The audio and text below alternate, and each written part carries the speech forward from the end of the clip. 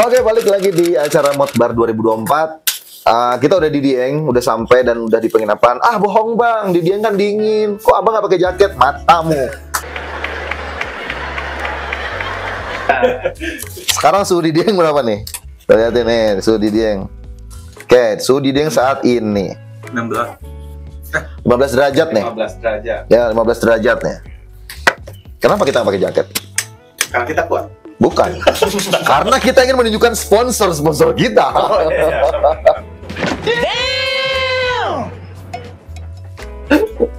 Ya, jadi apa namanya?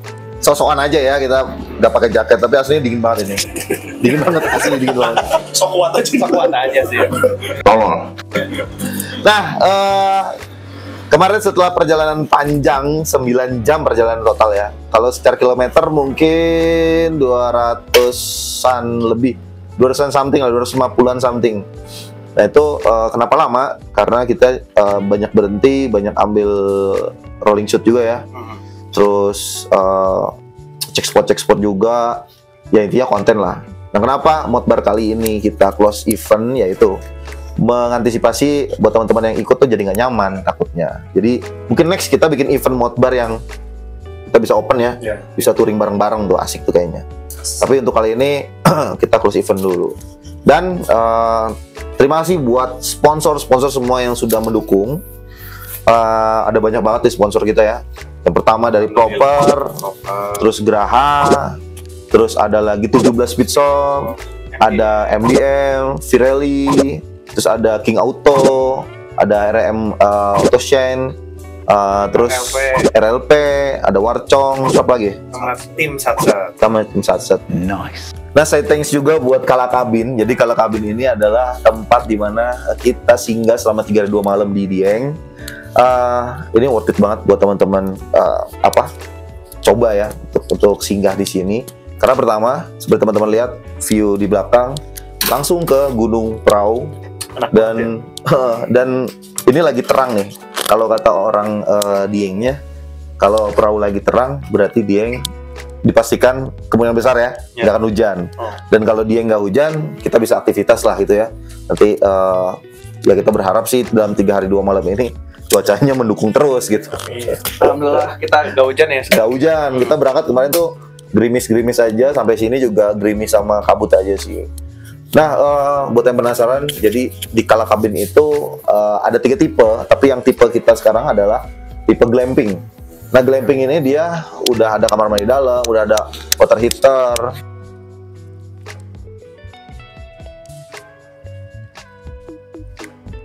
udah dapat anduk juga ya, udah dapat anduk, terus ada smart TV juga.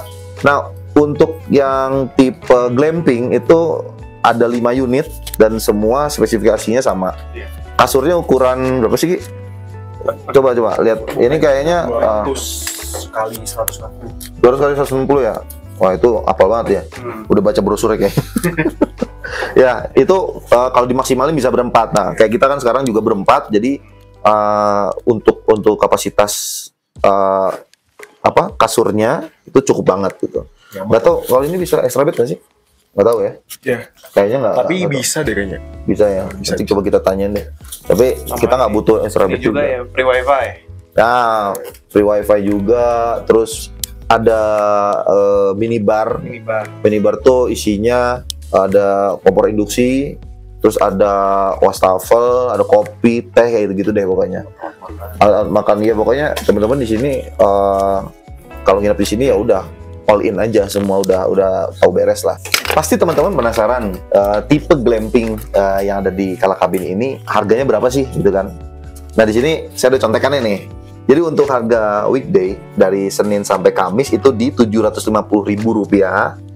Terus di harga weekend berarti Jumat Sabtu Minggu itu di Rp850.000. Terus long weekend. Nah long weekend ini tuh Jumat Sabtu Minggu Senin ya atau libur panjang lah. Libur panjang tuh bisa 9,5 sampai 1,1 juta. Nah untuk reservasinya nanti kita cantumin nomornya di deskripsi. Silakan teman-teman cek aja. Nah benefitnya kalau teman-teman nginep di glampingnya Kala Kabin itu jarak ke Candi Arjuna cuma 450 meter. Terus ke Kawasikidang tuh cuma 1,3 kilo. Ke Telaga Warna 850 meter. Nah ini sisanya kayak Batu Ratapan Angin, Bukit Sikunir, Pintu Langit, Telaga Menjer kayak gitu yang mainstream ya. Mungkin teman-teman udah tahu juga itu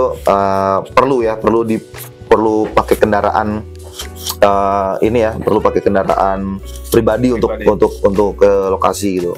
Kalau yang kayak cuma 1,3 kilo ya sambil jogging lah. Iya. Ya kan?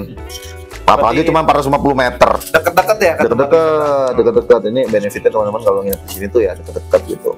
Terus yang jelas aksesnya dari sini ke pusat keramaian Dieng itu dekat karena ini juga masih masuk di sentral juga gitu. Ya jadi teman-teman yang mau reservasi, saran saya sih reservasi dari weekday, jangan dadakan yang karena di sini itu setiap weekend info-infonya ya dari pengelolanya ramai banget. Kita aja syuting ini ditanyain dulu, Mas mau syutingnya hari apa? Kalau syutingnya weekend kayaknya rame ya. Jadi takutnya nanti keganggu gitu sama tamu yang lain gitu. Oh enggak, kita syutingnya di hari Jumat gitu. Nah, kita buru-buru di hari pertama kita sampai Dieng langsung kita bikin video inilah gitu ya. Buat teman-teman kalau penasaran silakan mampir ke Instagram juga, ada tuh Kalakabin Dieng, nanti kita sertain juga. Nah, untuk acara di Dieng hari pertama memang kita nggak pol-polan buat explore Dieng karena waktu pagi tadi baru sampai tuh udah lelah, capek, muka udah kusut, mata kanan merah, mata kiri kuning. Gimana tuh konsepnya tuh? Ya apa namanya? Jadi udah kusut lah, mukanya udah wah kusut nih nggak bener ya, udah. Yang penting kita istirahat dulu. Kalau istirahat badan segar kan selanjutnya kita bisa aktivitas lagi. Setelah melakukan perjalanan panjang, terus obstacle handicapnya semua berat-berat nih. Perjalanan hari ini atau tadi pagi itu apa yang terakhir dirasain? Dari mulai Vario Masri dulu. Sebenarnya kalau Vario Masri mah nggak ada masalah. Terus, Cuma beberapa penyesuaian di kala dingin. Ya udah basic lah. Kelembaban. Iya. Ya. Nah itu kelemahannya Honda tuh. Honda tuh Kadang lama adaptifnya ya. itu kadang ada ngemposnya di awal, Ya. di atas ada gitu. Ya. Tapi kalau udah panas mah aman sih. Aman ya. Sama karena jalanan becek, abis hujan, terus ada tanah juga, jadinya tuh ke sela-selanya tuh susah dijangkau itu buat pas tadi dicuci tuh. Ya. Jadi masih nyisa gitu tuh. Ya tadi kita cuci. Jadi buat teman-teman yang mana mungkin nyuci di Dieng? Oh, ada videonya. Ada videonya. Kita nyuci. Karena Bahkan saya baru datang langsung nyuci. Iya, yang pertama nyuci Rangga. Kita udah kusut, pengen tidur. Mana? Nyuci dulu, mumpung masih basah kotornya. Anjir. Ternyata ya. Tapi emang bener sih, harusnya kayak gitu. Harusnya kayak gitu, betul. Biar Termasuk kayak nempel. teman-teman yang motor habis kehujanan, kalau pengen awet, terus nggak cepet kusam, langsung setelah kehujanan tuh langsung siram pakai air tawar atau air sumur. Yaitu sedikit menanggulangi korosi ya.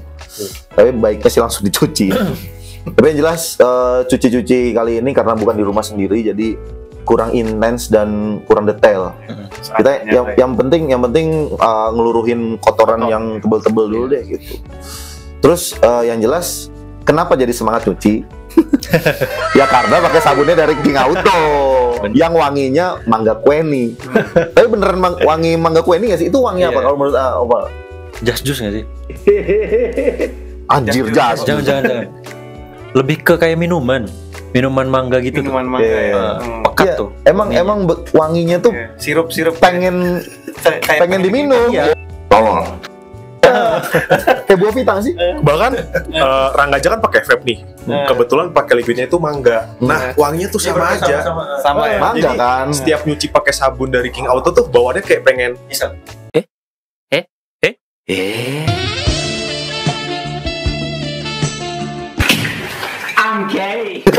gitu dong.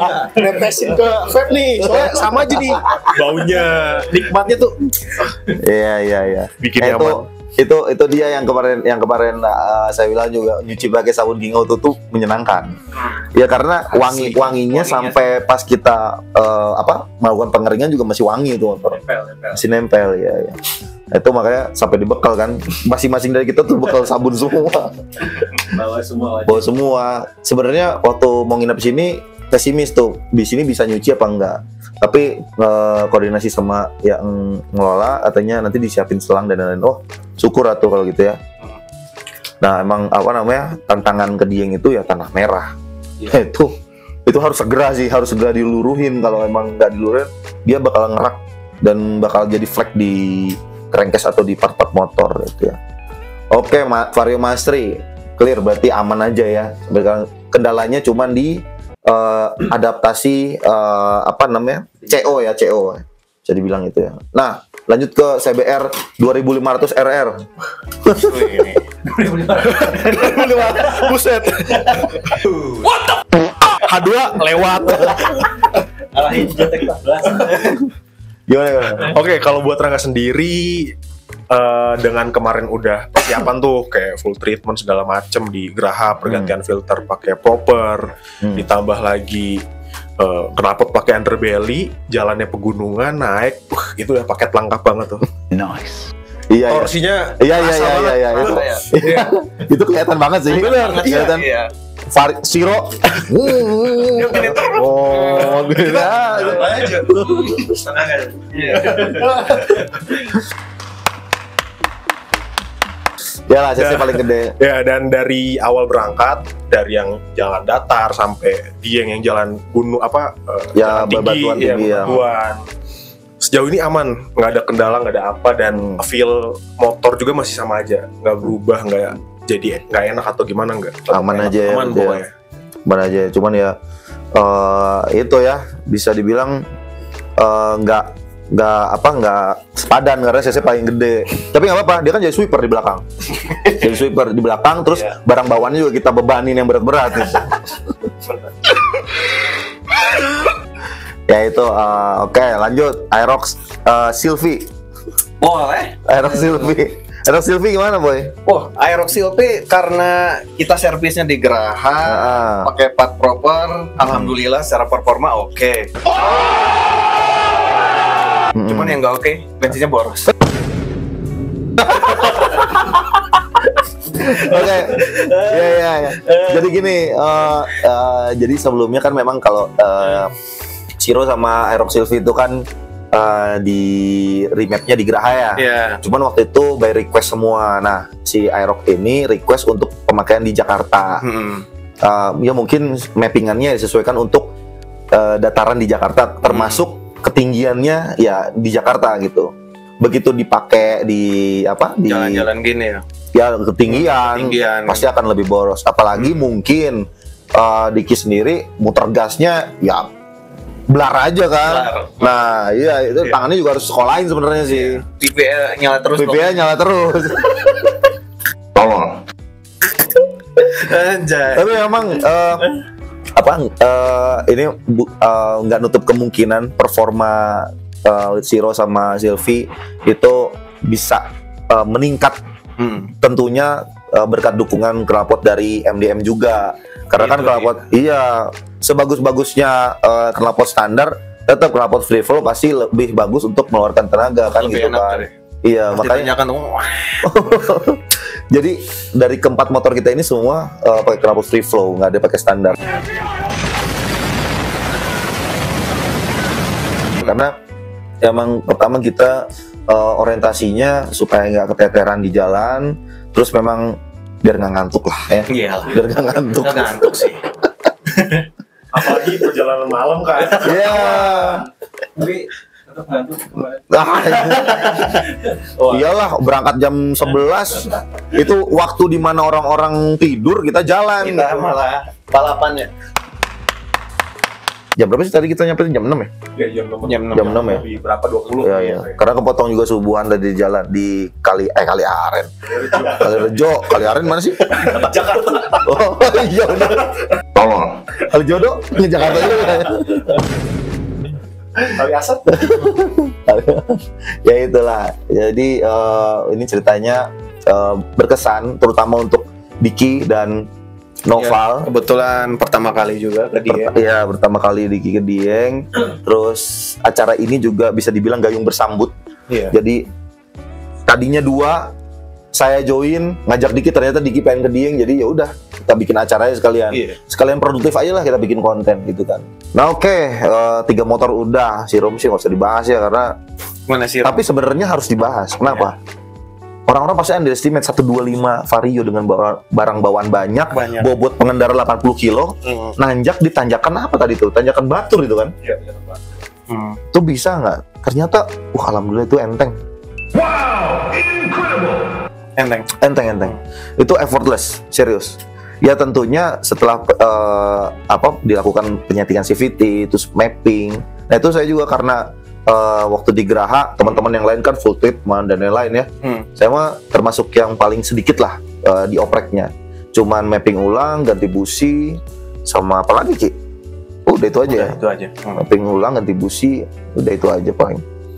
Nah itu hasilnya ya terbukti di perjalanan Dieng kali ini, motor aman aja, performa baik gitu kan. Kita lanjut aja ke nanti malam, kita mudah-mudahan beneran ini nggak hujan dan kita bisa bercengkrama lah, ngobrol-ngobrol sama subscriber ya follower sama warlock lah gitu.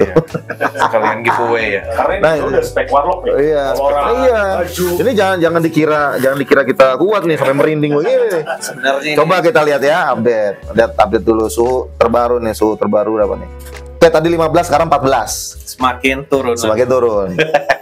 Ya, jadi Semakin jangan dikira malam. kita kuat. Semakin Ini turun. kamera off langsung pakai jaket. Udah merinding semua ya sih di. Guys anjing.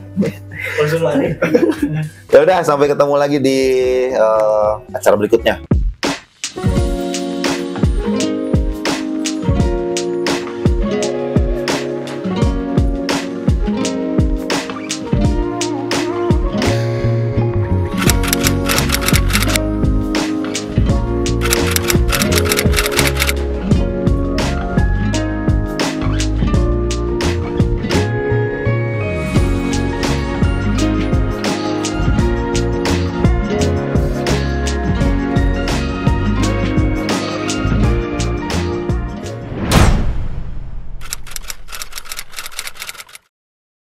Oke, ini hari kedua kita di Dieng. Jadi hari ini diagendakan ke Temanggung, lebih tepatnya ke Embung Bansari.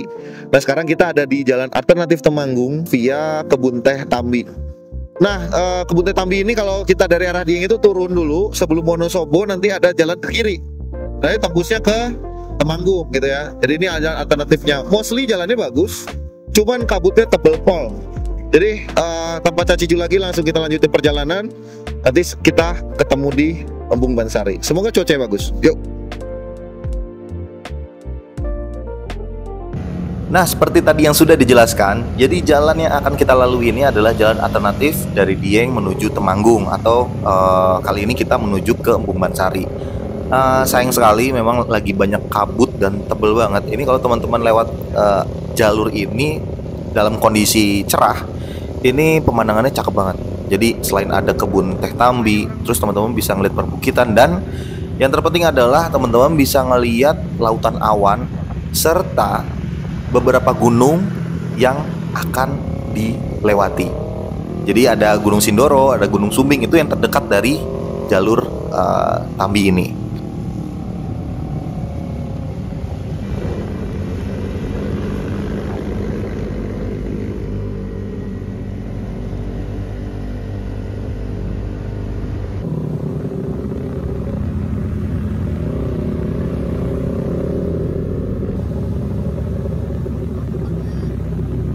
Ini sayang banget dan karena memang sedang kabut ditambah cahayanya kontras banget. Ini harusnya di depan kita ini adalah lautan awan, cuman nggak terlihat karena ya itu mungkin dari pencahayaan terlalu kontras dari mataharinya juga ya. Jadi kita nggak bisa menyuguhkan lautan awan yang bisa teman-teman saksikan.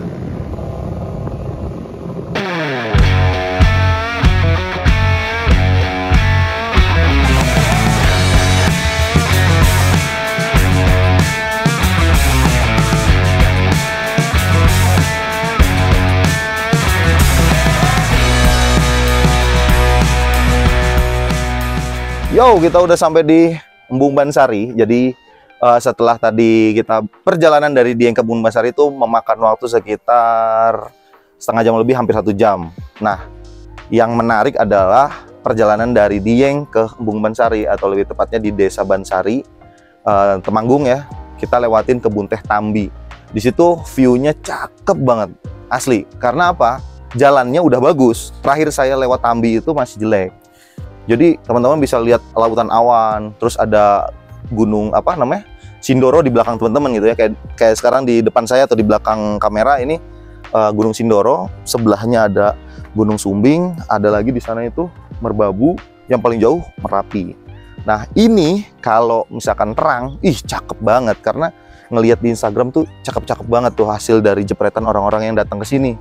Makanya kita juga tertarik buat ke sini. Cuman ya kita nikmatin aja karena lagi hujan sama kabut juga. Ya udah kita nikmatin yang ada dulu. Nah, sekarang kita ngobrol-ngobrol sama tim dari Motbar. Ada Anoval. Nah, oke, untuk Mas Tri sendiri tadi untuk perjalanan dari Dieng ke sini aman aja kan ya? Aman aja. Aman aja. Cuman ya ada sedikit drama lah ya. Tadi saya ngeliat sih susah di starter tuh, kenapa? Karena Mas itu pakai saklar aftermarket warna merah. Itu tuh si bracket bagian saklarnya tuh ada yang patah. Yang buat apa? Nyambung ke ininya ya. Jadi si starter tuh harus diusul-usul tuh harus diraba-raba lah. Raba-raba. Sekarang aman atau ada kemungkinan gitu lagi? Kayak gitu lagi pasti, tapi digampang lagi. Ketahuannya baru kemarin. Baru kemarin. Ya udah. Paling klakson kalau dihajar hujan gede itu mati. Tapi kalau udah kering mah aman sih. Ya tapi yang utama yang paling kerasa ya untuk dua Vario ini adalah perbedaan ketinggian geografis tuh. Betul, ya. Begitu di Dieng dingin banget. Wah, motor aneh sih. Ngop, ngempos. Ini teriak tapi torsinya hilang. Oh, ya nggak enak lah, aneh. Kalau CBR sama Aerox sih gas-gas aja ya. Sebenarnya nggak terlalu, apalagi ini 125 keras banget bedanya. Terus pas turun ke sini, lah jadi enak ya. Jadi enak. Jadi gampang. Ya itu apa? Nggak tahu buin teman-teman yang bisa ngejawab silahkan tinggalkan kolom komentar. Kenapa Honda atau Vario ya khususnya kayak gitu? Aerox saya waktu itu pakai Aerox nggak gitu-gitu banget. Karena saya juga Aerox kan dibawa touring ya. Lebih adaptif lah gitu, lebih cepat adaptasi. Kalau ini kan enggak gitu. Paling masalahnya sih kalau di Shiro sih itu ini tadi starternya mudah-mudahan sih aman aja selama masih bisa starter lah. Sisanya sih aman lah ya. Sisanya aman lah ya. Aman banget.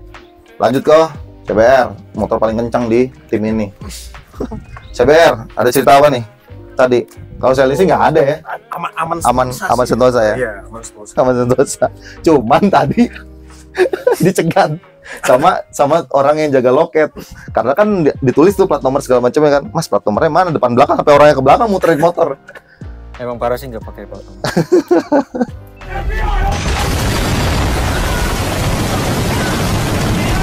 Di bawah, cuman kan dicopot aja. Dicopot buat ya nanti buat dipasang lagi. Iya ya. Buat konten sih copot dulu gitu. Karena mengganggu estetik, tapi saya setuju. Kenapa motor di luar negeri nggak pakai plat nomor depan? Kalau dari sudut pandang saya atau ada yang setuju juga.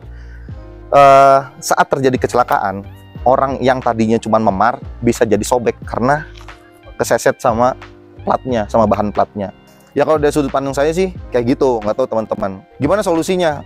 Kalau solusinya ya nggak usah pakai plat depan, kayak Thailand, Vietnam, Filipina juga nggak pakai plat nomor depan kan, pakai plat belakang aja gitu. Aerox gimana? Aerox aman? Aerox aman. Aman, cuman boros aja. Iya, cuman boros aja. Tapi kan dari sana ke sini turun. Iya. Aman lah ya. Aman. Agak tahan dingin aja ini Aerox. Tahan dingin. Tapi tadi apa namanya? Shotout buat Diki. Dia tadi tangan satu turunan Tambi, kalau yang belum tahu, gini. Tangan satu dia sebenarnya jangan ditiru karena satu tangannya buat megang gimbal, buat rolling shoot kan. Thank you banget tuh. Respect banget asli. Tapi hati-hati tuh jangan ditiru. Jangan ditiru di rumah ya guys. Jangan ditiru di rumah karena di rumah nggak ada turunan. Tolong. Oke, kalau teman-teman tahu dari kemarin kita pakai kaos Motbar 2024. Nah, ini tampak belakangnya, ini tampak depannya. Ini yang hitam, yang putih dipakai sama Diki, nanti kita spill juga. Jadi kita di sini bawa 2 set kaos dari Motbar. Nah, kaos ini disponsorin sama Pirelli Custom. Thank you banyak Eric yang udah support kaos Motbar buat perjalanan kita. Tentunya kaos ini tidak membuat hangat di Dieng ya, karena ya justru kaos ini adem untuk dipakai kayak di Embung Bansari ini kan relatif dia nggak terlalu dingin. Adem lah gitu. Tapi kalau dipakai di Dieng sih harus dipakai jaket sih. Kayak kemarin kita syuting di balkon, wah sosokan situ. Ini udah merinding. Mari. Tapi buat nunjukin kalau kita lagi di acara Motbar 2024, makanya kita buka gitu kan. Terus tadi untuk tiket masuknya sih berapa? 10.000 plus parkir 5.000 ya. Jadi kalau satu orang dengan satu motor itu 15.000. Kalau boncengan 20.000. Kalau bonceng 3 25. Murah lah ya, Murah, makin enggak lah, makin banyak boncengan makin mahal sih. Ya minimal lebih murah lah di sini ya. Iya. Ya, intinya enaknya dan kenapa kita milih Dieng Temanggung itu mana-mana deket. Aksesnya juga ya. Jadi kalau teman-teman yang lagi stay di Dieng untuk waktu yang relatif lebih lama daripada 1 hari 1 malam, misalkan kayak kita 3 hari 2 malam, bisa tuh cobain turun sedikit ke Temanggung, ke sini main-main karena pertama dekat, yang kedua perjalanan dari Dieng ke sini tuh syahdu banget sih. Asli. Jadi di jalan tuh bisa berhenti, cek spot dulu, foto-foto, video kayak gitu, baru di sini juga dapat view-nya. Bisa speeding nggak bang? Nggak bisa lagi. speeding. No, speeding mah CPR 2,5 doang. Kita mah tim pelan.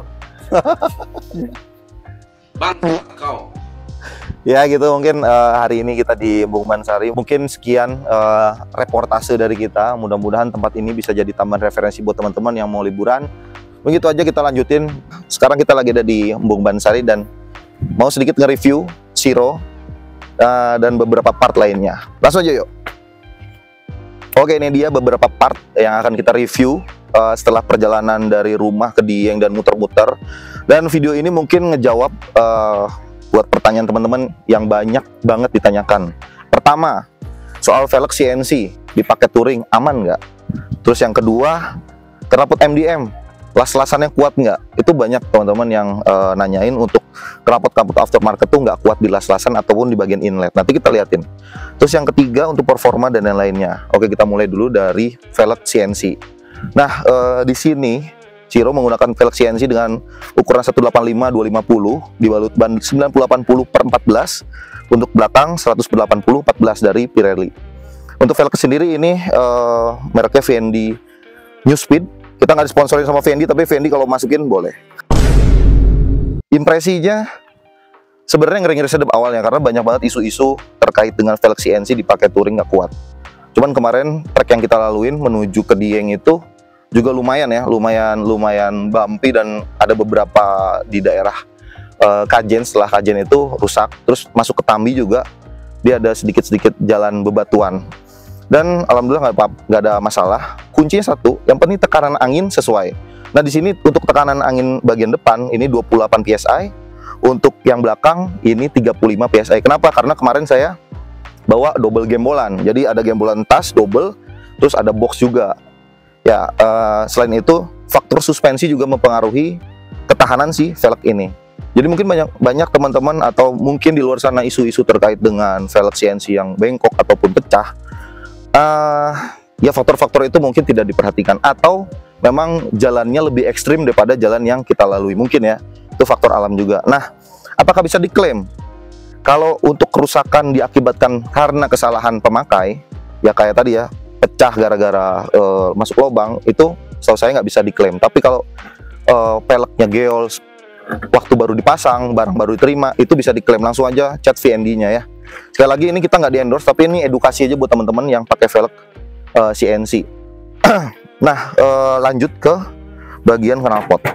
Nah, knalpot di sini untuk Zero dan Sylvie, aeroknya Diki, kita disupport sama MDM, dan kebetulan MDM yang seri ini seri MDM XTWP, jadi special series untuk perjalanan kita kali ini.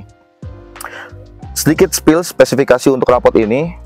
Pertama, ini knalpot untuk Vario 125 dengan spesifikasi leheran itu 2628, inletnya juga 28, outnya ini kalau nggak salah 40 atau 45 gitu, saya lupa. Saringan ini full saringan, kemudian untuk silinsernya full stainless sampai dengan header ya, itu stainless. Ya udah gitu aja, paling kayak las-lasan itu rapi sih menurut saya, karena banyak isu di luar sana. Lagi-lagi ini kita ngebahas isu ya, bracket di knalpot ini pecah saat dipakai perjalanan jauh.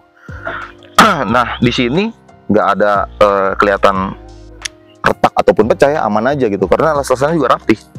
Ini jujur aja MDM bikin knalpot stainless ini rapih banget.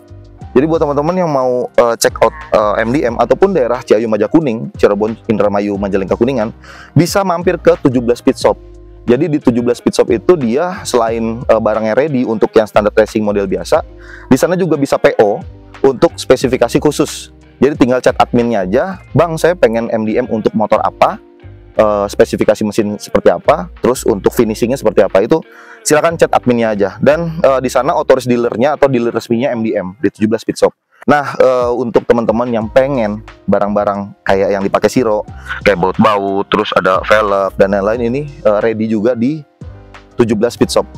Mungkin segitu aja review singkat Siro setelah perjalanan panjang 9 jam perjalanan, 300 kilo ya. Harusnya sih normalnya di 6 jam setengah, cuman karena kita kemarin berhenti untuk konten, istirahat ya, jadi molor panjang. Kita lanjut ke perjalanan Motor 2004. Mungkin dari sini kita langsung balik lagi ke Dieng. Yo, gas! Nah, setelah disuguhkan pemandangan indah Embung Bansari, kita langsung bertolak kembali ke Dieng. Nah, di sini teman-teman akan melihat, jadi ini perjalanan pulang dari Embung Bansari menuju desa Bansarinya. Kalau tadi kita dari arah Dieng menuju Temanggung itu membelakangi Gunung Sindoro, kali ini kita akan melihat langsung di depan kita itu Gunung Sindoro. Tapi walaupun memang nggak sebersih saat musim kemarau ya, jadi harap maklum aja.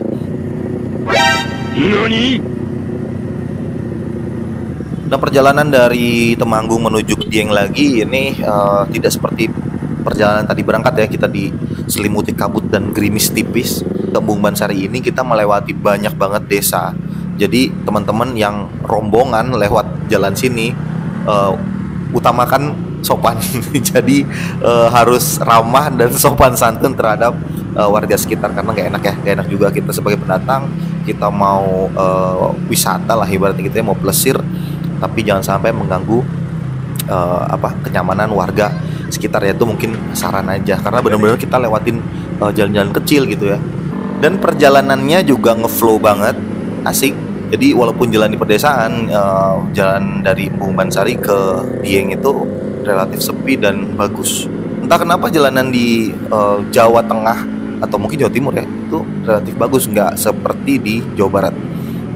Dan terutama mungkin di daerah Kuningan Jawa Barat tempat saya tinggal itu jarang banget jalan bagus. Kalau di sini walaupun jalan desa ini enak banget dan kita enjoy banget untuk riding-ridingnya gitu ya.